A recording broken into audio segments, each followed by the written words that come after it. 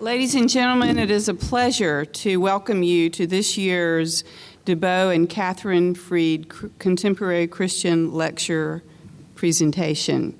And we have in the house tonight Dr. DeBow Freed. Would you stand, please, Dr. Freed?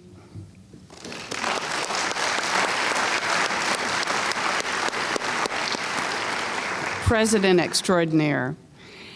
I am delighted to welcome to our campus a wonderful writer. She has a strong fan club here and actually throughout the world. I've been reading her work for many years, and it has meant a great deal to me. It is deeply personal writing and very, very moving, so I look forward to spending the remainder of this evening with her. She's been a delightful house guest, very easy. Let me just recommend her. But the real introduction of our writer tonight will be presented to you by a very fine University of Findlay student, a senior majoring in early childhood education, serving as an intern at the Mazza Museum, and planning to do her student teaching this spring at Whittier School. Then she'll return to us for a master's degree in education next fall, something that excites us very much. We like to keep good students as long as possible. And I'm very happy to invite Jessica Lynch to the stage to make our formal introduction. Jessica?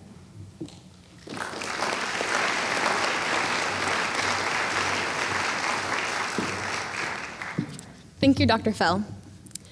Tonight, we welcome Kathleen Norris, woman of faith, poet, writer, and author, to Findlay, Ohio, to the DeBow and Catherine Freed Contemporary Christian Lecture Series. This series invites nationally known speakers to explore the nature of possible Christian responses to existing and emerging contemporary issues.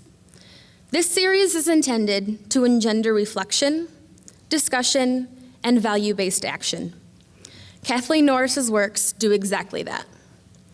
She is the award-winning poet and author of a spiritual trilogy, The Cloister Walk, Amazing Grace, A Vocabulary of Faith, and Dakota, A Spiritual Geography.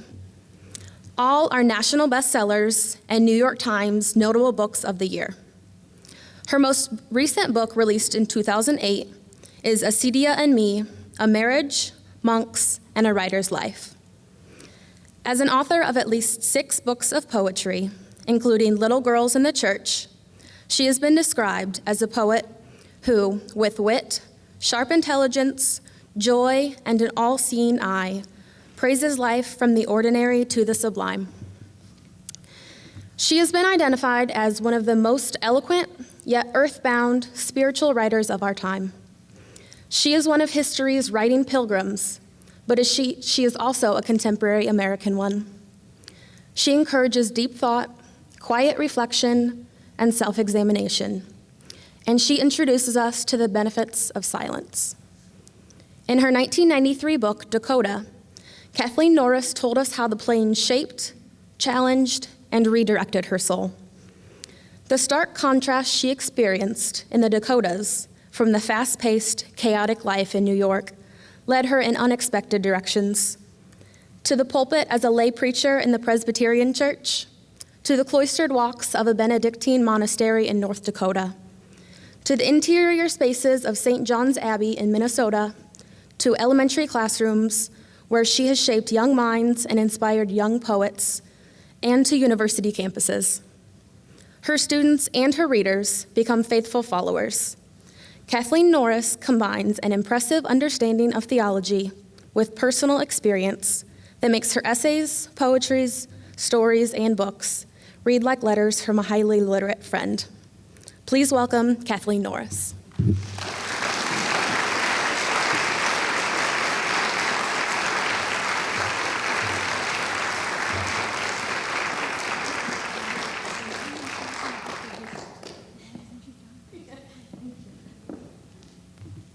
I was thanking her for that introduction because it's so wonderful to have something with some substance and not just a list of she did this and she did that. And then I'm sitting there thinking, gee, that sounds like a really hardworking person.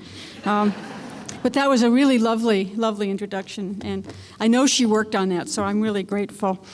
Well, I want to start. I have a lot of Methodist preachers in my ancestry going back really almost to the roots of Methodism, and so in order to appease them, I am an evangelist for poetry. I have to find something to be a good evangelist for, and I find that poetry really does help us focus the mind.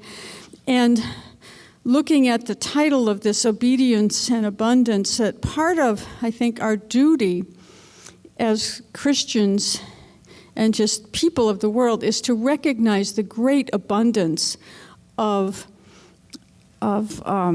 that's in the Christian tradition in terms of poetry, in terms of theological thought. And it's, I think in a sense being raised Protestant, somehow I almost had the impression that the Christian church started at the Reformation. I mean, it's kind of the default. I mean, it can't be true because of the history of Jesus and all of that, but I think that's part of it. And that was one of the great things when I discovered the Benedictines and going back to the writings of the 2nd, 3rd, and 4th centuries, discovering what's there. I'm going to start with a little antiphon, a little prayer. This is kind of one of the greatest hits of the 13th century. Hildegard of Bingen, a marvelous nun who's actually, her work on herbal medicine is still read in Germany. It's still used, a popular book in Germany. Just a fascinating woman, a composer, poet. This is an antiphon for the Holy Spirit, sort of to call us together.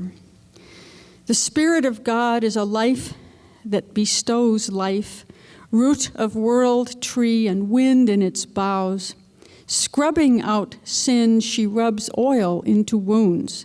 She is glistening life, alluring all praise, all awakening, all resurrecting. Now, we need an invocation, so I thought that would serve. And when I was thinking about, the notion of obedience, it's not a very popular word, even among Benedictines who have a vow of obedience. But I think it's just not a very popular word. We want to think of ourselves as free people, and obedience seems to restrict our freedom. But I love etymologies, looking at word origins. The word obedience actually comes from the word to hear, to listen, sort of to pay attention. And that really is the root of where obedience is.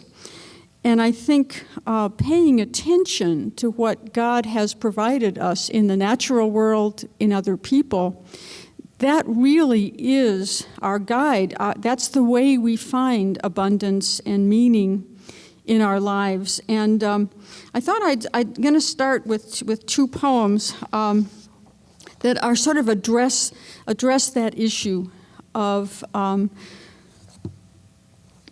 finding meaning in something that might seem to have very little meaning, but suddenly it's there for us. The revelation is there. This is a wonderful American poet, James Wright. It's A Rainbow on Garda. He won the Pulitzer Prize in the early 70s and got to travel to Italy. He used some of his prize money to travel to northern Italy, and this is one of the beautiful poems that came out of that. Garda is a town in the hills in northern Italy, and you sort of hear that as the poem goes. A Rainbow on Garda by James Wright. The storm crawls down, dissolving the distances of the mountain as though they were nothing. The rain already hangs a gray shawl in front of Bardolino. The town is gone. In the darkness of evening, the darkness of high stone, a black swallow folding its face in one wing. I too am ready to fold my face. I am used to night, the gray wall where swallows lie still. But I am not ready for light, where no light was. Bardolino risen from the dead, blazing, a scarlet feather inside a wing. Every fool in the world can see this thing and make no more of it than of Christ, frightened and dying in the air, one wing broken, all alone. I've always loved that poem. Every fool in the world can see this and make nothing of it. But he found some great meaning in seeing a town that was in shadow and all of a sudden is in light. The darkness of Good Friday leading to Easter. And I think that paying attention, being obedient to what's there in the world is really the genesis of much of our poetry and our art, where someone has been paying attention and the gift is given. The great mathematician Riemann said, "I did not invent those pairs of differential equations. I found them in the world where God had hidden them." And I think that's true of metaphor. I think that's true of what happened with James Wright and seeing this town in northern Italy. And sometimes it's just what people say. And I'm going to read one of my own poems. This was basically a conversation that I realized was turning into a poem in front of my very ears, as it were, listening to it. And I have a little notebook, it's about this size, I carry off in a pocket, and I sort of, okay, I need to go write this down. So I excused myself to go to the bathroom. That was going to be the easiest way to sort of get this thing going. No one will argue with you if you have to go to the bathroom. So I just went and I started writing it down. I thought, because this is a poem, and later I was actually able to share this with the women who sort of gave me this poem. It's called "The Presbyterian Women Serve Coffee at the Home." "I'm so afraid," one says, "of growing old. Not of growing old," says another, "but catastrophic illness. Becoming helpless," adds one, "losing the little mind I've got." We laugh and throw out coffee grounds. "And yet," says one, "I see my grandmother now and remember her as she was. It's hard for me, but I wonder how unhappy she really is." "They live in the past," says one. "It's a kind of mercy," says another. "Their husbands haven't died, their children are still young. They make no distinction between the living and the dead." "It must be like eternal life," says one who wipes the coffee pot and folds the dish towels. "Fear passes out of us. We scoop up cookie crumbs and scour out the sink. Then we each go our own way, unaccountably happy." The world tells us nursing homes are depressing places, and then someone else is saying, "No, this must be like eternal life. There's something going on here that's just beyond our understanding." And most of the actual quotes in that poem actually came out of this conversation. And then I decided I'm going to put it together and make something of it. Well, I think the world is wide open for us when it comes to our freedom to interpret events, to find meaning. And I'm convinced that God made us this way, made the world this way. Years ago, when I first saw a Wim Wenders film called Wings of Desire about angels in Berlin, one scene in particular moved me, of a man sitting in a subway car in silent despair. I love the theology of angels in this film. Children can easily see them, but they're invisible to adults. The man in the subway thinks he's alone, but an angel is sitting very close to him, attempting to reach him silently with this message of compassion, consolation, and hope. One senses that the man is experiencing the angel's presence as a nudge in the direction of hope, perhaps a challenge, an inner voice pointing a way out of his despondency. And that scene reminded me of an encounter I once had with a stranger, a man who was entirely visible and audible. It happened in a dimly lit gay dance club in New York City in the early 1970s. This was common among those kind of places. It was about the only place you could just go and dance. It was pre-disco. That's how long ago it was. But it was like most of these places. It was operated by mobsters, and you could tell because the men who took your money at the door had bulges under their shoulders. They were wearing guns. It was what was known as a juice bar. No alcohol was served, but you could purchase any kind of drug you wanted. In those days, speed and heroin were the drugs of choice. I wasn't into that at all. I basically had come there just for the music and dancing. And for fun, the people I was with, a group of gay men and transvestites, were part of the Andy Warhol crowd. Some had appeared in his movies. I didn't know any of them well. We had met at the publication party of a mutual friend, and someone had suggested taking a cab to this club. And some of these guys were pretty high on methamphetamines, the prescription kind that the Dr. Feelgoods used to just prescribe them for you. You could easily get them in New York. And people who are high on that kind of drug can be extravagantly amusing, over-the-top funny. And by the time we had arrived at our destination, even the cab driver was laughing so hard he was in tears. So it was fun. I was a much more shy and introverted person then, and I sat out some of the dancing, entering into a conversation with one of the men. I was in my early 20s. He was just a little bit older. I was a fledgling writer. He had a job as a window dresser for a big fancy New York department store, and he had ambitions to move up and to work in the fashion industry. We engaged in kind of a gentle, quiet conversation, and suddenly he asked, "What are you doing here?" He didn't ask it in a cruel or dismissive way, but he clearly wanted me to think about this. Why are you here? I was a girl adrift back then. I wasn't into drugs. I wasn't even that much into dancing. I wasn't looking to pick someone up. I had come to this place on a whim because I'd enjoyed these people at the party and didn't really want the night to end. But this man knew far better than I that I was in a place where I did not belong. Beyond warning me off, I think he was nudging me to figure out where I did belong. And that's it. I took a cab by myself back home early in the morning, and I was at work by 9 a.m. I could still do that when I was in my 20s. But that encounter remained with me. His question remained with me. When I walked into that noisy dance club full of drag queens, the last thing I expected to find was moral instruction. But that's what I did find. That brief conversation changed my life. It made me see that, among other things, I was at risk of becoming a voyeur of scenes I really didn't want to watch. And it made it easier for me to think more clearly about what I did want and to begin to exercise more control over my life, to become less a girl adrift. Well, for all I know, that man could have been an angel. He was certainly a vessel of grace, God choosing to work through a gay man in a juice bar full of transvestites and drug addicts. And I don't think I mentioned that all of this took place in a nightclub that was a deconsecrated church in a part of Manhattan called Hell's Kitchen. The club's name was Sanctuary.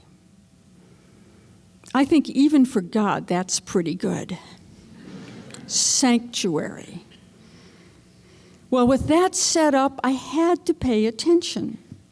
But of course, I was also free to ignore that nudge, dismiss that question, what are you doing here, as stupid, even meaningless.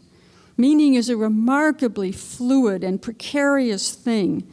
Often I do believe that it hinges on simply paying attention to what's going on around you and knowing what to make of it. Another few words that absolutely changed my life happened about 20 years later on the eve of my 40th birthday. I was at a Benedictine monastery, and maybe that's your clue that my idea of fun had changed. I was at a Benedictine monastery with people who were planning in-service courses for pastors in western North and South Dakota. There was a Lutheran bishop. They were funding this program and had for years, and he seemed a little confused as to why I was there, this crazy freelance writer who didn't appear to be his sort of Christian. Well, why was the faculty proposing that I teach a class?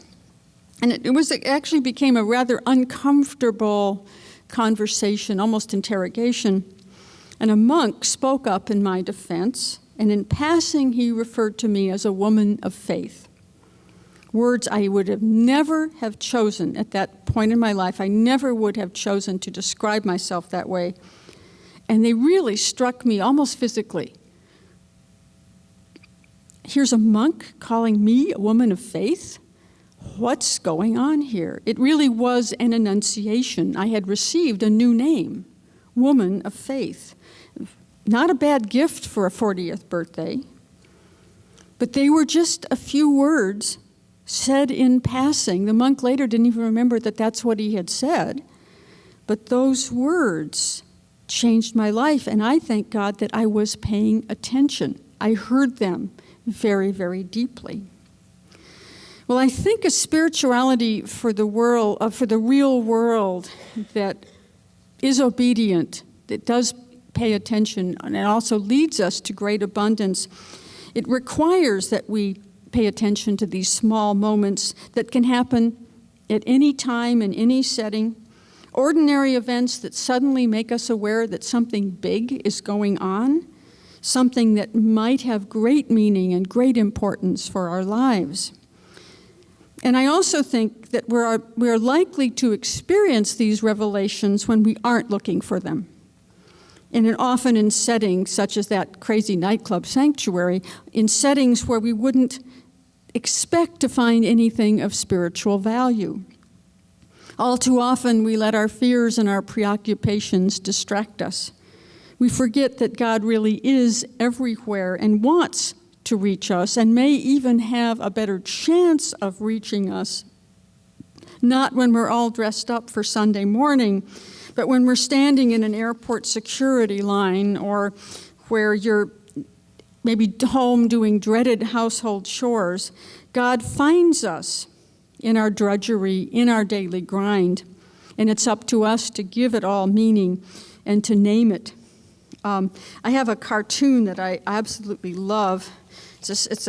I hardly ever see this cartoon, but it's just a woman talking about, we are but a bit of cosmic dust clinging to a muddy rock, hurtling through the vastness of space. Out of the simmering ooze, life emerged. From dust we come, to dust we return. And it's sort of, it's picturing the galaxy. And then she's standing there with a broom, and she said, when housework gets me down, I find it helps to focus on the big picture. And I always thought she's paying attention. This is good, something that calls us out of ourselves into the bigger picture that's always there. It's just most of the time we're too distracted, too busy to really pay attention. And we can't pay attention to the big picture all the time, or we'd fall down all the time. We'd be going, wow, whomp. You can't pay attention all the time. But we're called to pay attention a good deal of the time. I think the biblical witness is that God often does work by revealing the holy in ways that defy our expectations and even challenge our prejudices. That's certainly in keeping with my experience at Sanctuary. And our gospel stories often reveal Jesus enraging the good religious people of his own day. He hangs out with the wrong people. He speaks of God sending Elijah and Elisha to outcasts, religiously unacceptable people. In John's Gospel, Jesus asked for a drink from a Samaritan woman, and in the context of the time, she would be seen as not only sexually immoral, but religiously unclean. And it's to her that he reveals himself as the Messiah.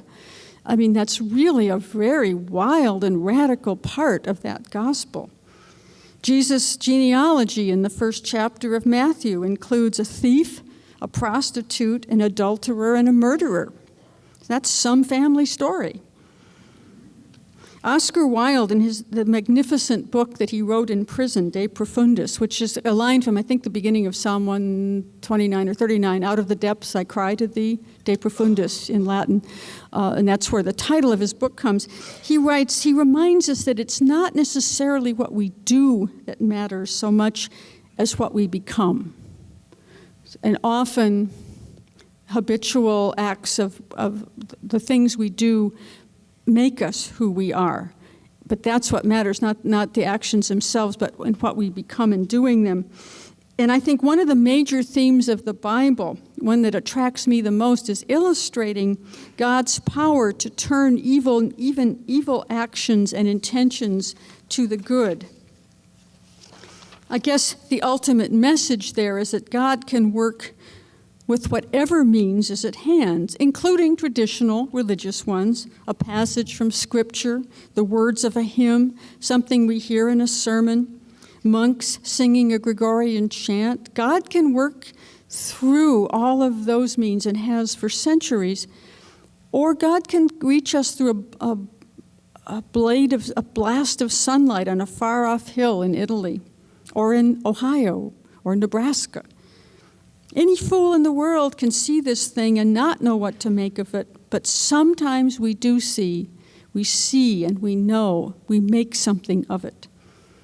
When we have such meaningful experiences, it's often as if they reach in and grab us. Like the Israelites in the desert, we may have been wandering, restless, anxious, growing lax in our faith, and now we're found, we're called by name. And to my mind, it's these experiences that really constitute faith. Faith is not an intellectual assent to a list of philosophical or theological tendencies, a grocery list of beliefs. Faith, to me, is more experience, life itself at work, giving us the strength and courage to find meaning, to give us strength to live on and to do the things that need doing. Faith can also be searching, paying attention to what is right before us. And that's true in a number of religions. I mean, the Buddhists don't really have a concept of sin. About the closest they would get is to say, well, what's really bad is if you're not paying attention to what's really going on. That would be about the closest that they would have to a definition of sin. And I think that's a pretty powerful thing. If you're not paying attention to what's going on, you're not really able to listen to God. If God is trying to speak to you, you won't be able to listen. And I think listening, in that sense of being obedient, listening is such paying attention is such an important part of the Christian faith. Hear, O Israel, is basically, in a sense, the first commandment. It's when God is speaking to the Israelites, really for the first time in Genesis. Hear, O Israel. Well, that means, if they're hearing, that means they're listening. They've silenced the inner voice. They're not talking anymore. They're not even talking to God. They're open and receptive and able to listen. Hear, O Israel. That's what comes first. We've quieted that inner self, the loud inner voices, and we can truly listen. But there are alternatives to listening, to looking for hope and meaning. We can always opt for despair and meaninglessness. One of the most difficult things for me about working on my latest book, Acedia and Me, was that it meant I had to wade through some of the most depressing literature in the world, several centuries of it. I'm talking about literature that refers to pregnant women as corpse bearers.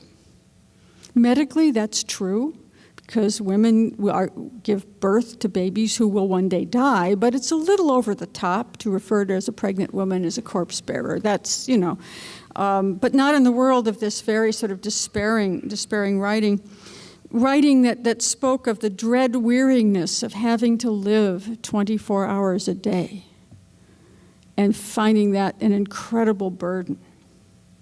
Acedia is a word that basically means not caring to an ultimate degree, not caring to the extent that you no longer even care that you can't care. It's a kind of spiritual morphine, a toxic mix of boredom and restlessness, one sort of making you frantic for activity, the other just saying that no activity is worthwhile. It's a horrible mix of boredom and restlessness that leads to both. It leads to despair, it leads to inability to commit to sustainable relationships, and also escapist commitment to unsustainable relationships, such as radical causes or celebrity worship. Acedia can lead to both lethargy and workaholism. acedia is an ancient word and concept, but I think it pretty much describes the human condition, certainly today. And that was one of the reasons I persisted in writing the book. I mean, the word, one monk said, well, you've got an open field if you're writing about acedia because not much has been done with it since the 4th century. And in a sense, he was right. There really aren't a lot of books about it. But when I looked around at contemporary American culture, I thought, it defines us, and we better know what the word is, because if you've ever read a fairy tale, you know if you're suffering from something and you don't know the word for it, you're in trouble. You need to know the word. So that kind of, and I really do believe that the search for hope and meaning is really part of what makes us human.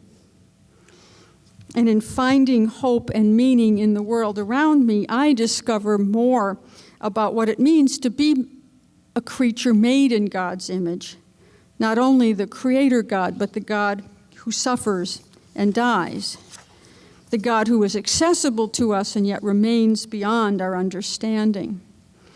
And I'm always looking, I love to read.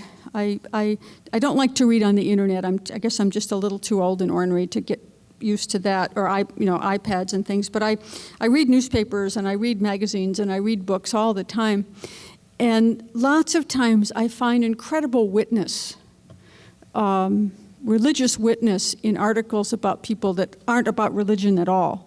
And one recent one, there was a New York Times article in the Sunday sports section, which I scanned just to see. Often there's nothing I want to read there. But in the end of the section, they write about cars, which, if anything, I care about less than I care about sports. So, but they had an interview and a profile of the new football coach at Penn State and a profile of his family, and I thought this might be interesting.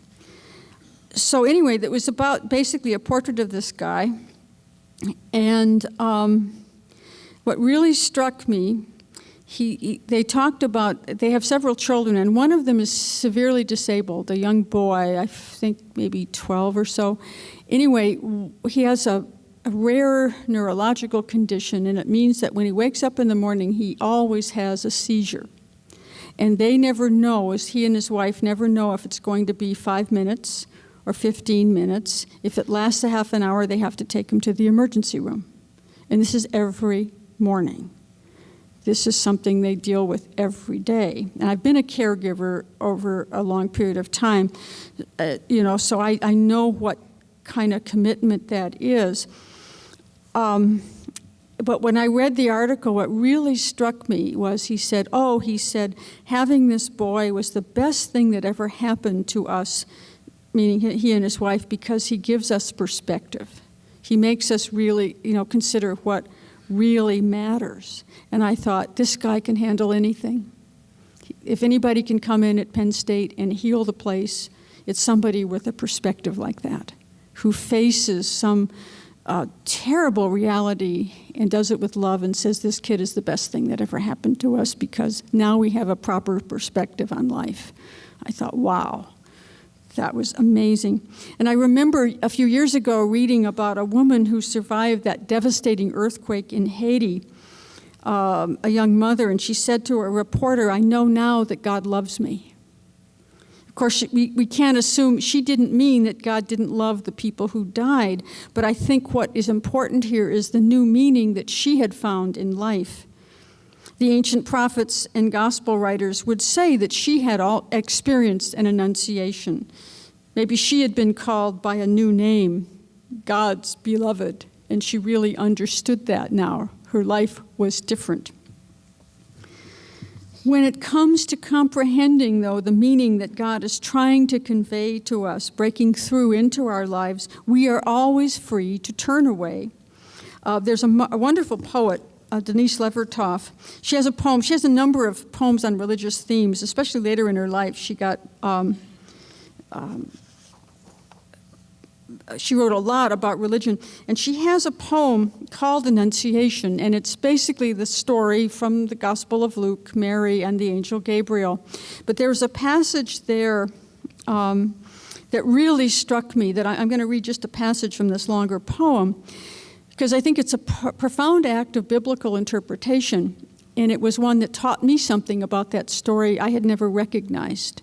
I think that's one of the good purposes of good biblical interpretation, whether it's in a scholarly book or in a book of poetry, when it reaches in and makes us understand something new about our own lives through the biblical story.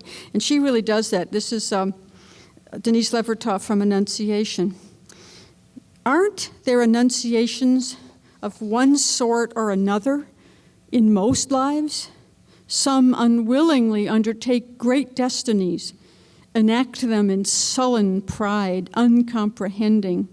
More often, these moments when roads of light and storm open from darkness in a man or woman are turned away from, in dread, in a wave of weakness, in despair, and with relief. Ordinary lives continue. God does not smite them, but the gates close. The pathway vanishes. I thought, aren't there annunciations of some sort in most lives? And when I read that line, turning away with relief, I thought, she got me.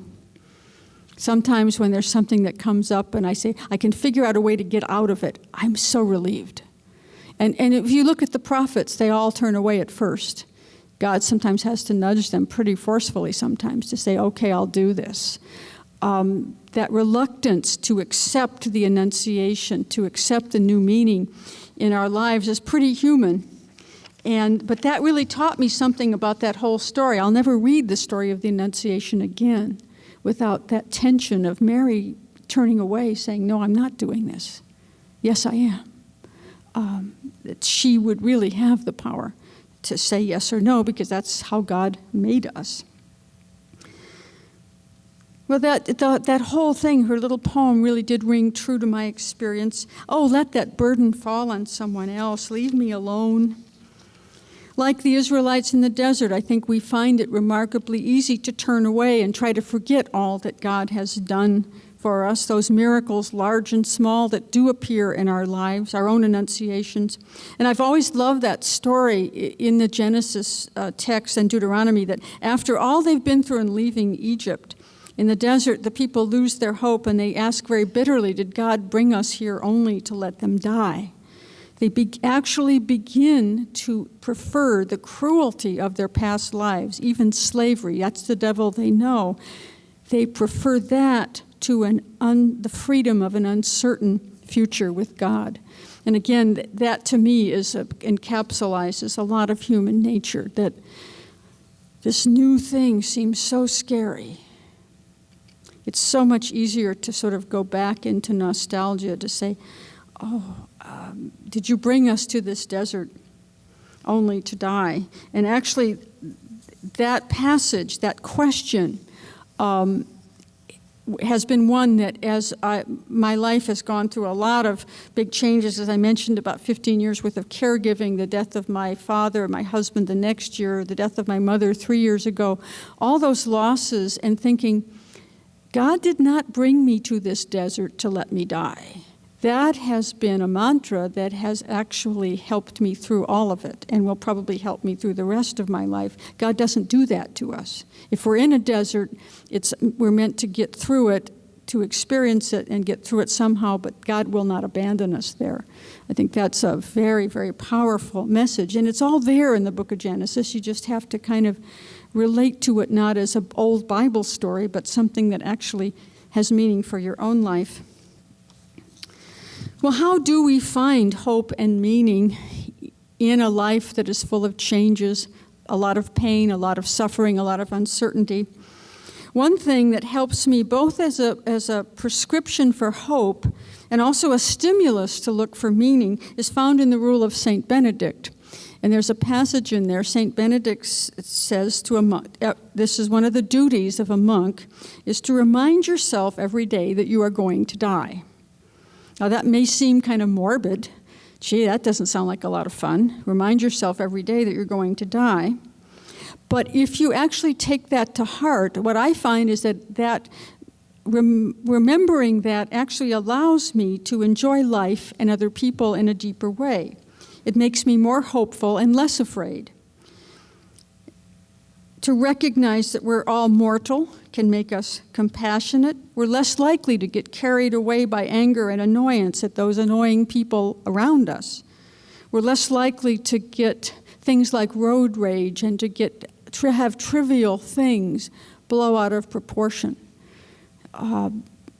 Because the person on the other end of the phone or the clerk, somewhere in the store, oh, we're all going to die, we're in this together.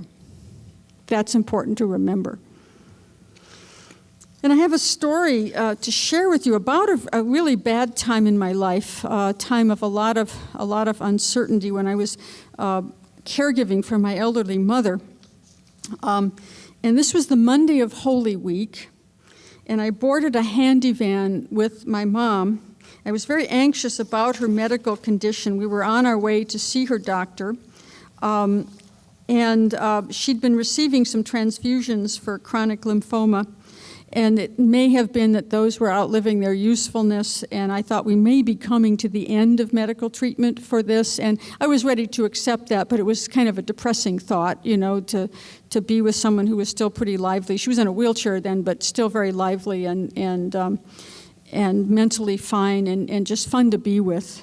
I mean, I could still take her to movies and she wouldn't always fall asleep. This was good. She was in her early 90s. But anyway, and she had a great perspective on this. When the lymphoma was diagnosed, she was 88, and the doctor said, well, it's been there in a long time in your system. It probably won't be what kills you. And she just looked at him and said, I'm almost 90 years old. I don't expect to live forever. And she and her doctor became best buddies after that. He was very happy to work with someone who had that attitude. Well, it was interesting. We were on the van, and a woman got on with her son, who was a young man, but was in a wheelchair. And he had a lot of tattoos, and I was just wondering if it was gun violence or gang violence. Even in Honolulu, that exists. And the woman was very upbeat and positive, and the son was too. They were obviously very close, and it turned out they were regulars on this handy van. They knew the driver. And when they got on, the driver said, tell me about church yesterday, because I had to work, I couldn't go. What was the message? And my heart sank, because just the terminology they were using, I thought, this of all days, Monday of Holy Week, my mother in this fragile condition, I really don't want a lot of Jesus jargon. It'll drive me crazy. It's that when people use that language and it becomes an impenetrable wall, it really does become kind of jargon. And I was really... my heart sank. And then because the woman and I were both walking, he said, could you go to the back of the bus together, because I'm going to have some more wheelchair people or people who are more frail and they won't be able to walk to the back. So we ended up sitting together, and I'm highly suspicious of all of this stuff. And then she basically just gave him a very good assessment of what the preacher had said the day before. It was perfectly sensible. It was about basically finding meaning in life and not getting discouraged. And I thought, okay, this sounds good. That it wasn't the kind of jargon that one of my grandmothers used to use that drove me crazy. And then we just sort of, she had noticed my mother's smile, and she said, oh, your mother just seems like a really nice lady. And I said, oh, she is. She's just such good company. And so we ended up just chatting and talking about our family stories. And I guess I made a comment, something like, she asked me about my siblings and whatnot, and I said, well, we're a pretty good family. We get along pretty well. We're all a little crazy, but in good ways, not bad ways.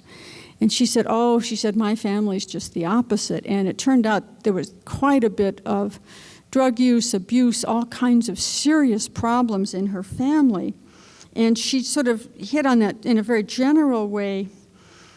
But what really got me, what really amazed me, was when she talked about her life now. She said, I was abused as a child, and when I had my own children, I was determined to give them all the love I never had.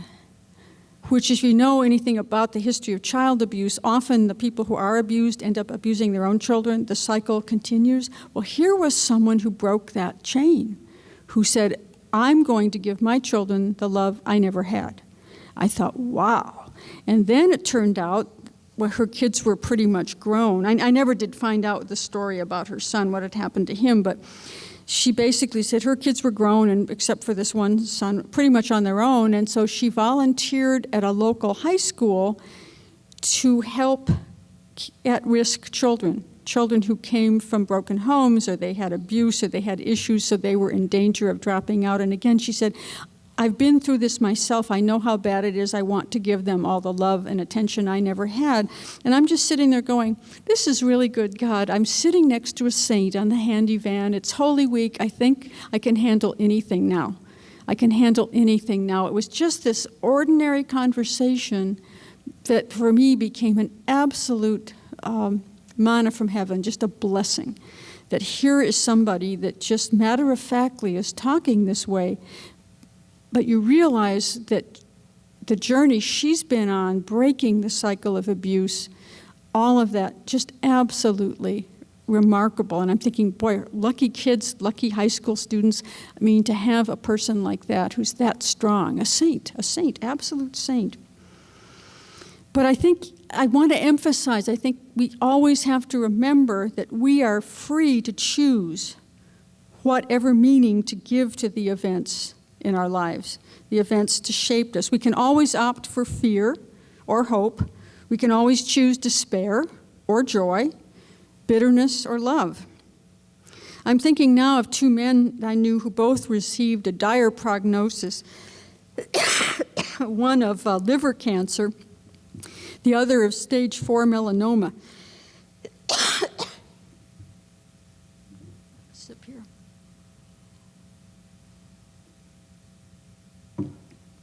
Well, the man with liver cancer was a bar owner. My husband actually had bartended in his bar. He was kind of a petty criminal. They had these little gambling machines that before, this was long before state lotteries, the gambling machines that were illegal and stuff. He just kind of a, just a ordinary guy in a sense, bar owner, petty criminal. Well, he survived much longer than anyone expected. He had several years of remission, and it really was kind of a miraculous thing. He had been flat on his back in a hospital for quite a while, months, and he told me that on his worst days, he promised that if he ever got out of this, if he ever lived through this, he would just look out for number one.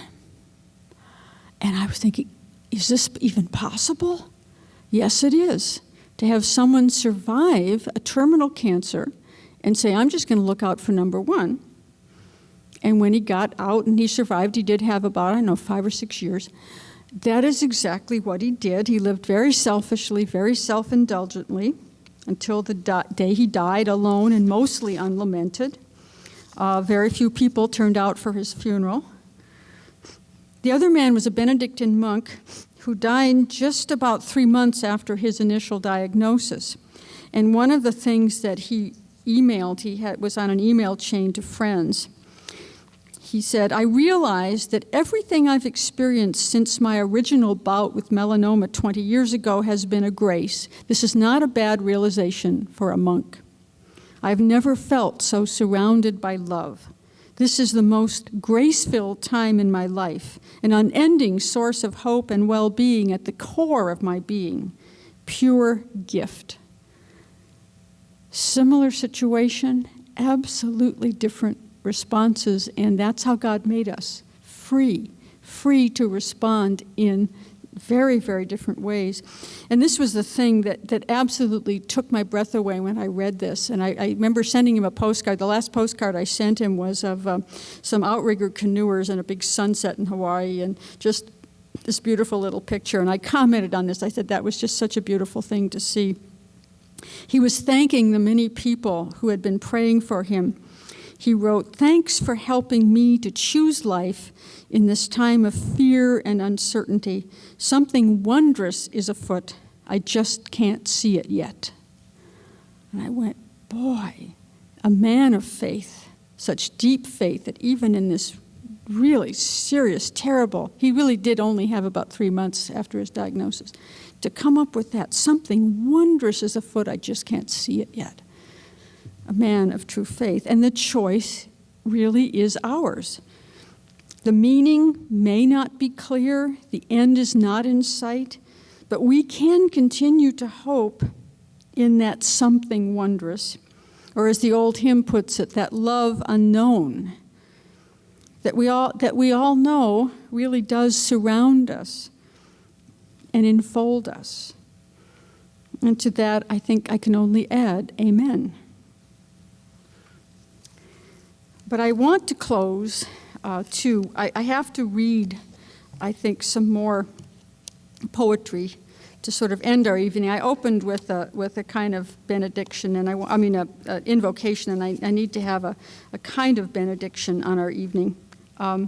So I want to read, let's see. I'm going to read two poems. One of them is from a wonderful poet named Greg Orr, who teaches at the University of Virginia. He's a very old friend of mine. I knew him 40 years ago when we were both young, crazy kids in New York City. We both survived. But he has a book loosely based on the Song of Songs, How Beautiful the Beloved. And the Beloved is basically the character addressed in the Song of Songs, but he expands this to love poems. And this is one of those ultimate things. You know the little pastel candy hearts that they have for Valentine's Day, those manufactured things? Greg made something of them. And then I'm going to read another poem by Denise Levertov. And this is just part of this series of How Beautiful the Beloved. Those pastel candy hearts emblazoned with phrases, "Be my Valentine," or "I love you," LUV. How they simply appeared in a little heap on your desk next to the inkwell when you were in second grade. They didn't seem to come from any one person, but from the universe. The wonder of it, words printed on the heart, as if each heart could speak and chose to speak of love.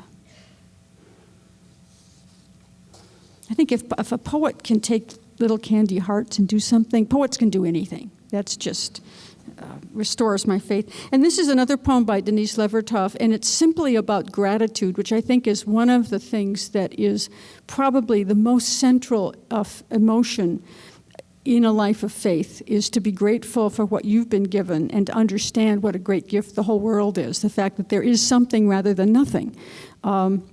This is Midnight Gladness by Denise Levertov. And I think it is a rather late poem. It came towards the end of her life. The pleated lampshade slightly askew, dust a silverish muting of the lamp's fake brass. My sock monkey on the pillow, tails and limbs asprawl, weary after a day of watching sunlight prowl the house like a wolf. Gleams of water in my bedside glass, miraculous water so peacefully waiting to be consumed. The days crowding arrived at this abundant stillness. Each thing given to the eye before sleep, and water at my lips before darkness. Gift after gift. So thank you.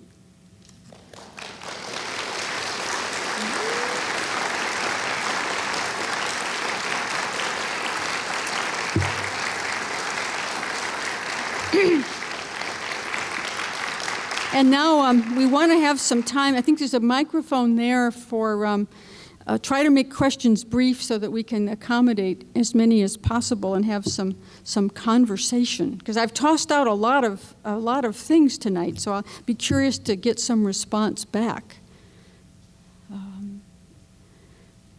Or anybody with the secret ambition to be a stand-up comedian, just come and tell a bad joke. But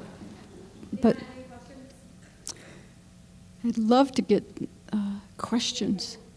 A burning question. Someone has a burning question. I know it.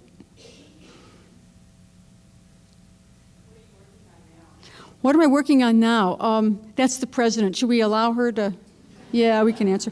That last book, Acedia, really wore me out. And see, I had to describe my husband's death in that book. It was such an ordeal to write it. And the subject itself was so depressing that it kind of wore me out. And I've been sort of taking a kind of vacation. I've been writing little things like book reviews, some spiritual reflections for a prayer book,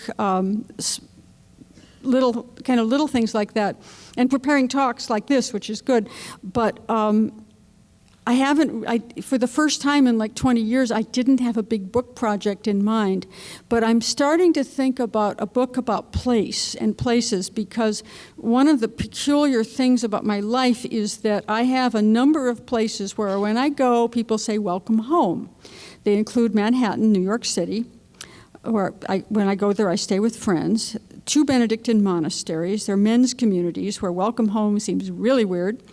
Honolulu, Hawaii, and Lemon, South Dakota. And how all of that happened and how those places are similar in ways, how they differ. I'm thinking of doing something. I'm not exactly sure what the focus would be. In fact, I'm going to try to come up with an actual book proposal by the time I get to New York in December, early December, to see if I actually have a proposal that my publisher might be interested in. But this is very recent. Just in the last few months, I've been thinking about writing a book about the concept of home, the concept of place, and I'm never going to be a person who has one place, apparently. I have this crazy diversity of places that are home. So that's sort of in the works. So far, just an idea, nothing much written down. Oh, and Honolulu. Did I say Honolulu? Because that's where I'm back, where I grew up. That's the other place. New York, Honolulu, Benedictines. It's just, it's all over. But there was another hand, I thought. There is a microphone here, but if you can.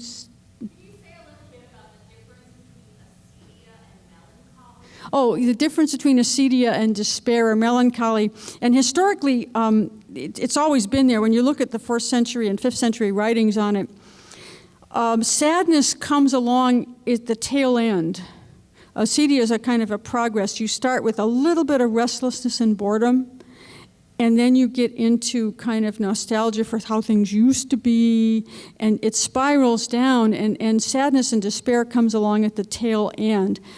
And in my experience with despair or depression, that's what hits you first, is the sadness and the despair. If I'm experiencing acedia, the boredom and restlessness always occurs. So it's kind of sadness is always a part of acedia, but it's more like an after effect than an actual cause. And with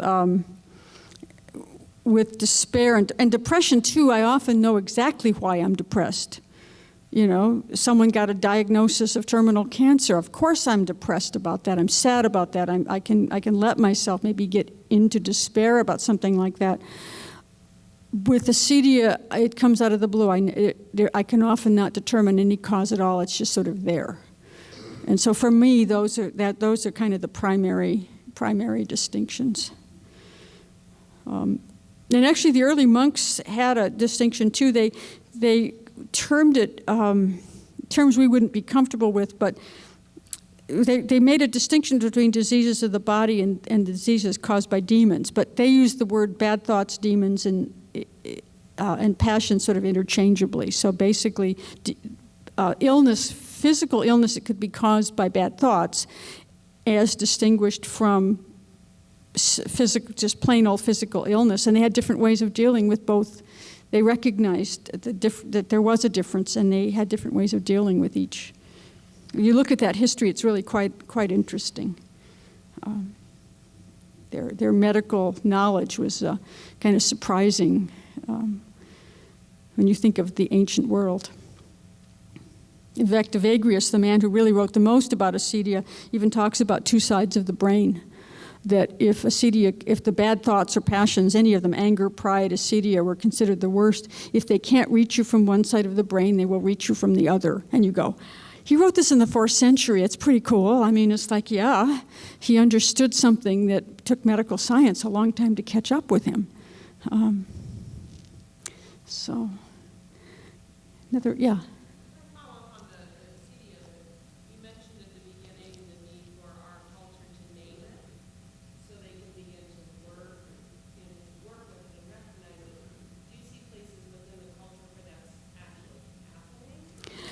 Yeah, in a sense. In fact, one of the interesting things, I had a nationwide book tour twice with the hardback and the paperback, and often with radio call-in shows, there'd be psychiatrists who would call in, and some of them were familiar with the concept and making those distinctions. And one of the greatest things was that how Evagrius says you should deal with all the bad passions, anger, pride, greed, envy, acedia, all of them is by thinking about your thoughts, that everybody's going to have the bad thoughts. Everyone's going to get angry. Everyone's going to experience pride and greed and everything, because that's just part of our makeup.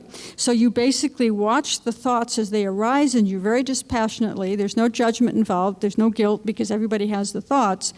And then, but the moral issue comes in is how you respond to the thoughts. Do you give in? Do you resist? And his method of thinking about your thoughts is exactly what is used in cognitive behavioral therapy.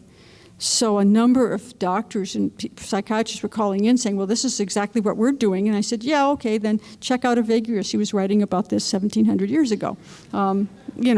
But psychology, human psychology, in a sense, hasn't changed that much. It's just that wisdom was largely lost along with the word acedia from our culture. You mention Evagrius to most people, they have no idea who you're talking about. And he's really a significant figure in Western thought. It's just that he kind of got under the radar, in a sense. So I think there are areas where some of that wisdom is, and maybe the word acedia isn't always used, but that's really what that's what they know they're dealing with. And that whole concept of like being afraid to live 24 hours a day, that sense of life. A lot of people who read the book and said, I've experienced this for years but never knew what to call it. And that was my publisher's instinct too when I first proposed the book many years ago. And they said, well, if you've been through this, if you've experienced this, and other people will know what you're talking about. And that proved to be true. Let's see, there were some other hands up. Yeah. Your speech was very much oriented around finding meaning in life. And we see that throughout history, people can find meaning through religion or practicing no religion at all. But in today's society, it's a lot of conflict between religion. Instead of, I'd like to think of religion as something that will bring people together. Mm-hmm. However, in today's society, and also in history, we find that it's something that's breaking us apart from each other. Yeah. So my question is, how can we move forward or away from the negative stigma associated with religion? Oh, how? Okay. Today, you can't be a Muslim, talking to a Christian. It's almost as if we can't have civil conversations anymore about religion. A Jew can't talk to a Muslim without getting into an altercation or anything of that sort. So my question is, how can we move forward? Well, and I think, she's talking about the conflict. First of all, the idea that religions are the cause of all the violence in the world, which is really crazy. It's when politics and nationalism and religion mix, that is often what causes a lot of violence and has for centuries. But also the whole idea that it's so difficult for people, practitioners of one religion, to talk to other people. And I think there's a lot of hope in that sense. I mean, interfaith dialogue is really seriously practiced. Benedict and monks have had exchange programs with Buddhists since the 60s and a lot of dialogue. It's called the monastic interreligious dialogue. And they normally we're mainly talking to Buddhists because they have such a strong monastic tradition. So their lives were actually very similar. Their faiths are totally different, but their practices and daily lives of living in community turned out to be a lot the same. They had a lot in common. And the Muslim tradition, the Jewish faith doesn't really have that monastic tradition, but they found ways to sort of open up dialogues. And I think there's a lot of that grassroots stuff going on. There's interfaith gardening in some cities where members of synagogues, mosques, and churches get together and spruce up each other's places of worship, interfaith gardening. And they're not necessarily going to talk about religion. They're going to be digging in the earth and talking about flowers. But they're getting together as people. They're going to maybe have lunch afterwards and just recognizing the humanity and what a lot of religions do have in common in terms of how to live your life in a moral way, how to treat other people with respect, all those things. The golden rule is basically in every world religion, the major ones, the smaller ones like Zoroastrians. There's a Zoroastrian chaplain at Harvard. I mean, I didn't even know that Zoroastrians still existed, but they do.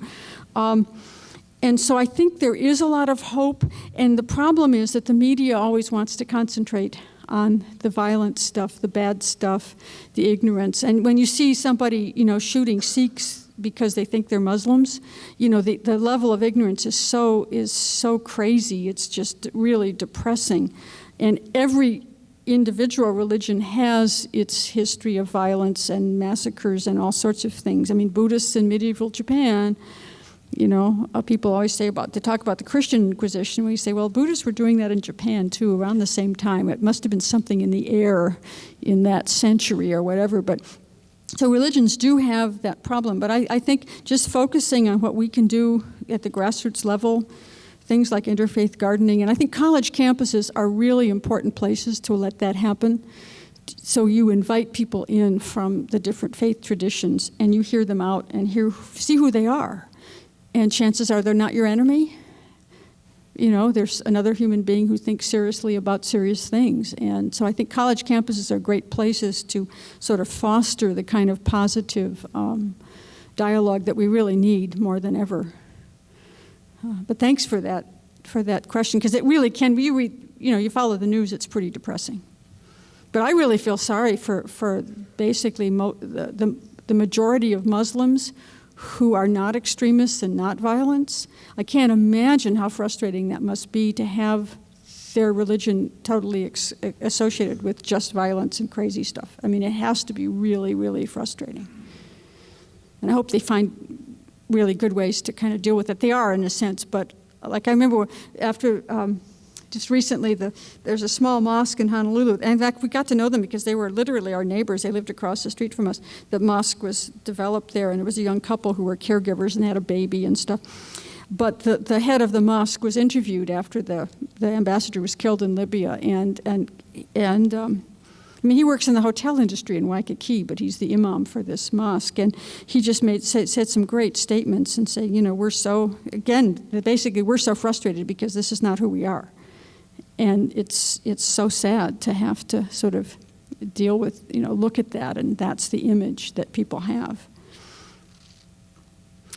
Let's see, we have time for maybe one more? Yeah.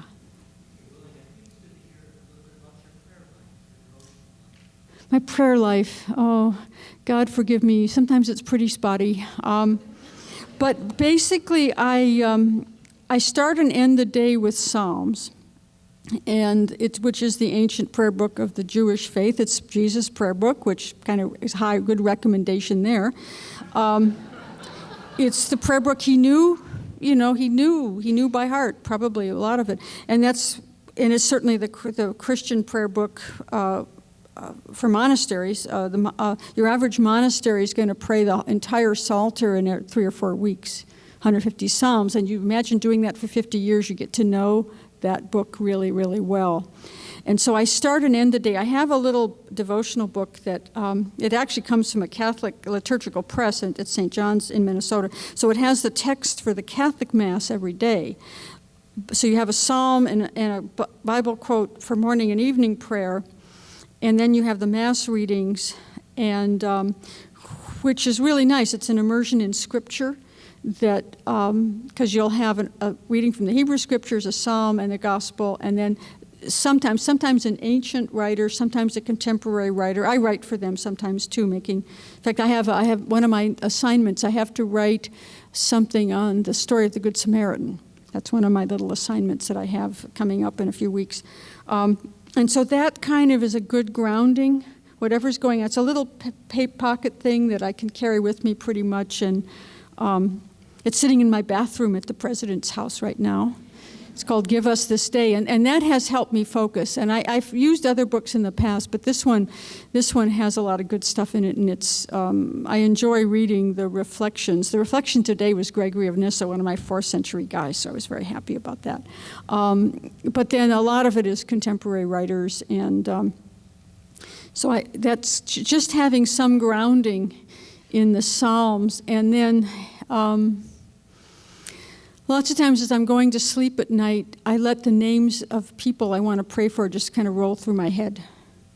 And often it's surprising, people I haven't been thinking about, and why am I praying for them, but there their name is, there they stay. When I'm walking too, I walk a lot and exercise a lot. Sometimes when I'm on the elliptical trainer at the gym, I refuse to look at the TV or do anything besides really exercise, but my mind will go to the prayer list. I'm on the prayer chain at my church, and we have a pretty long prayer list of people we're praying for.